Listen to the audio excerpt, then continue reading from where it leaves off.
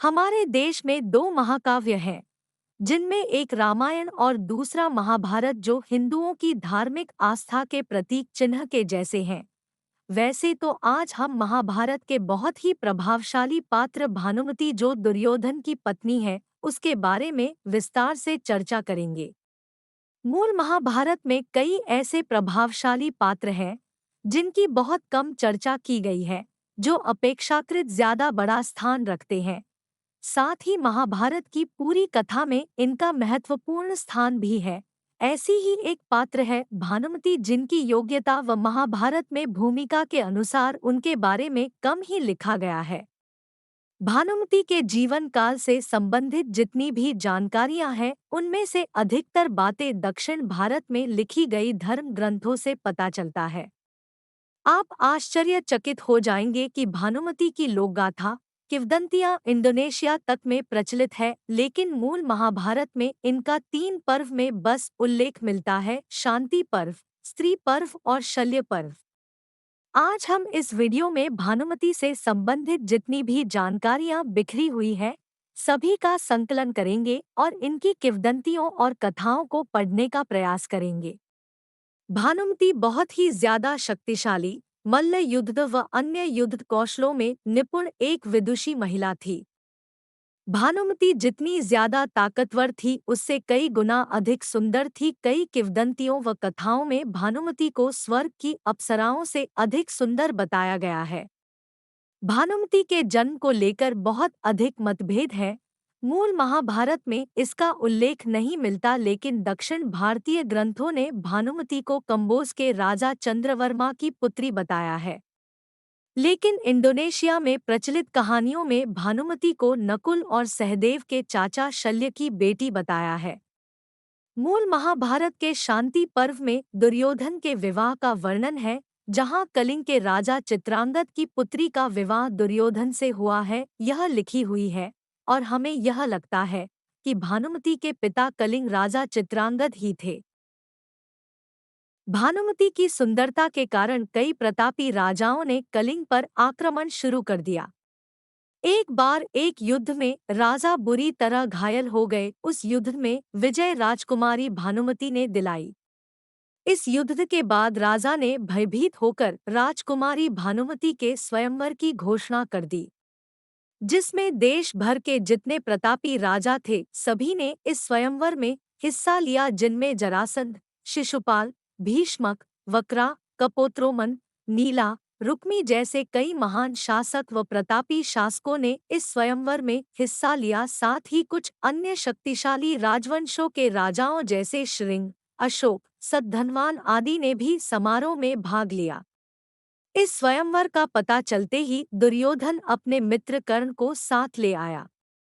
जब रानी भानुमति अपनी सखियों और अंगरक्षकों के साथ वहां हाथ में माला लेकर पहुंची, तो वहां उपस्थित सभी लोग राजकुमारी की सुंदरता को देखकर आवाक रह गए। दुर्योधन ने मन ही मन शादी करने की ठान ली। अब जैसे ही राजकुमारी दुर्योधन के सामने से बिना माला पहनाए आगे बढ़ गई, तो दुर्योधन क्रोधित होकर राजकुमारी से जबरदस्ती माला पहन लिया और बाकी राजाओं के क्रोधित होने से दुर्योधन ने सभी को कर्ण से युद्ध करने की बात कह डाली। कर्ण भी कहाँ रुकने वाले थे, अपने परम मित्र के लिए एक एक कर सभी राजाओं को परास्त कर दिया। केवल जरासंध ही कर्ण के सामने टिक पाए और कहते हैं, इनका युद्ध 21 दिनों तक चला। अंततः जरासंध की पराजय हुई और कर्ण की जीत पर फिर भी जरासंध खुश थे, क्योंकि ये उनके जीवनकाल की पहली हार थी। वे कर्ण से इतने प्रभावित हुए कि उन्होंने कर्ण को मालिनी नामक प्रांत उपहार स्वरूप दे दिया। दुर्योधन ने भानुमति के हरण को हस्तिनापुर में अंबिका, अंबाला और अंबा के भीष्म पितामह द्वारा हरण के साथ जोड़कर अपने कृत्य को सही ठहराया। कहा जाता है कि भानुमति कर्ण के युद्ध कौशल से बहुत प्रभावित थी और कर्ण से शादी करना चाहती थी, लेकिन बाद में उन्होंने दुर्योधन को मन से अपना पति मान लिया और कुछ दिनों बाद इनको जुड़वा बच्चों की प्राप्ति हुई। दुर्योधन ने अपने पुत्र का नाम लक्ष्मण रखा और पुत्री का नाम लक्ष्मणा। कुछ किंवदंतियों के अनुसार भानुमति और कर्ण बहुत अच्छे दोस्त बन गए और अक्सर दोनों पासा खेलते थे। एक बार दुर्योधन अचानक आ गए और भानुमति डर से उठ के खड़ी हो गई। कर्ण को दुर्योधन के अंदर आने का भान नहीं था। उसने गलती से भानुमति के आंचल को खींच दिया बैठाने के लिए, जिससे भानुमति की मोतियों की माला टूट गई।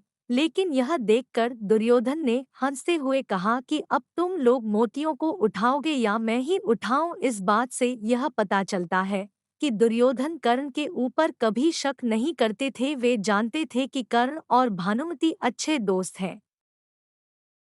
दुर्योधन और भानुमति की बेटी लक्ष्मणा और पुत्र लक्ष्मण बड़े हुए तो पुत्र लक्ष्मण को बलराम की पुत्री वत्सला से प्रेम हो गया। लेकिन वत्सला और अभिमन्यु एक दूसरे से प्रेम करते थे। इस बात का ज्ञान सभी को था। साथ ही कौरवों और पांडवों का युद्ध शुरू हो गया था। इसी युद्ध में लक्ष्मण का वध अभिमन्यु ने कर दिया और पुत्री लक्ष्मणा को स्वयंवर से कृष्ण पुत्र सांब भगा कर ले गए और शादी कर ली। ऐसी घटना पहले ही भानुमति के साथ हुई थी, जिसमें दुर्योधन ने भानुमति को भगाया था उसके इच्छा के खिलाफ जाकर। इन्हीं तीन घटनाओं के कारण एक मुहावरा प्रचलित हुआ कि कहीं की ईंट कहीं का रोड़ा। भानुमति ने कुनबा जोड़ा, अर्थात भानुमति ने अपना परिवार अपनी इच्छाओं के अनुरूप नहीं बना पाई। तब से यह मुहावरा भानुमति के साथ जोड़कर कहा जाने लगा। ऐसी किंवदंतियां प्रचलित है कि जब युद्ध का अंत हुआ और दुर्योधन युद्ध में वीरगति को प्राप्त हुआ, तब भानुमति बहुत व्यथित रहने लगी और कई बार आत्महत्या करने की कोशिश भी की। लेकिन बाद में भगवान कृष्ण के समझाने पर और युधिष्ठिर के कहने पर भानुमति का विवाह अर्जुन से हुआ, जिसकी सहमति खुद भानुमति ने दी थी। भानुमति और अर्जुन की शादी को लेकर एक और मत दक्षिण भारतीय दंतकथाओं में प्रचलित है। कहते हैं कि अपने प्रिय कर्ण और पति दुर्योधन की मृत्यु से भानुमति बहुत व्यथित रहने लगी। इसे भुलाने के लिए वह अक्सर अपने बाग में धनुष को लेकर चली जाती और वह आम के वृक्ष में लगे सबसे ऊपर के आम पर निशाना लगाती और विफल रहती। यह रोज चलता रहा। इस घटना को अर्जुन महल से देखा करता था। एक दिन अर्जुन स्वयं भानुमति के पास गया और उसके हाथ को पकड़कर वृक्ष में लगे आम के फल पर निशाना लगवाया और फल पर सटीक निशाना बैठा। फल जमीन में गिर गया। इससे भानुमति के चेहरे पर युद्ध समाप्ति के बाद पहली बार मुस्कान आई। अब रोज अर्जुन भानुमति को धनुर्विद्या सिखाने लगा और भानुमति इससे खुश रहती।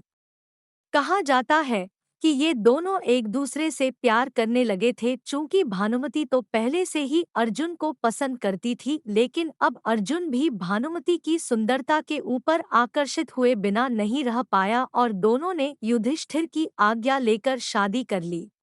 यदि आपको आज का यह वीडियो पसंद आया हो तो आप इसे अपने दोस्तों के साथ और सोशल मीडिया साइट पर ज़रूर शेयर करें। प्लीज़ चैनल को सब्सक्राइब करें और वीडियो को लाइक भी करें। और प्लीज़ हमें बताएं कि आप किस शहर और देश से हैं, कमेंट करके ज़रूर बताएं।